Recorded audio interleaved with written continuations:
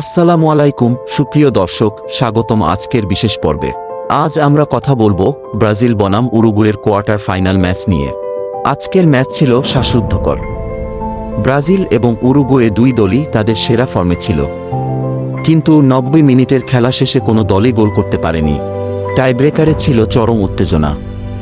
Brazil এবং Uruguay উভয় দলই নিজেদের স্নায়ুচাপ সামলে রাখার চেষ্টা করেছে, কিন্তু এডার মিলিতাও এবং ডগলাস লুইজের পেনাল্টি মিসের কারণে শেষ পর্যন্ত উরুগুয়ে টাইব্রেকারে 4-2 ব্যবধানে জয়লাভ করে সেমিফাইনালে পৌঁছেছে।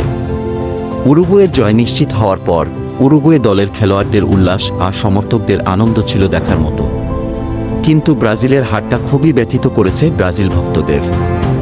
আশা করি ব্রাজিল আবার আগের ছন্দে ফিরে আসবে। দর্শক, আপনি কি ভাবছেন এই ম্যাচ সম্পর্কে? কমেন্টে আমাদের জানান।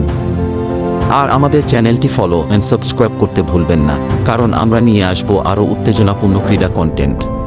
ধন্যবাদ।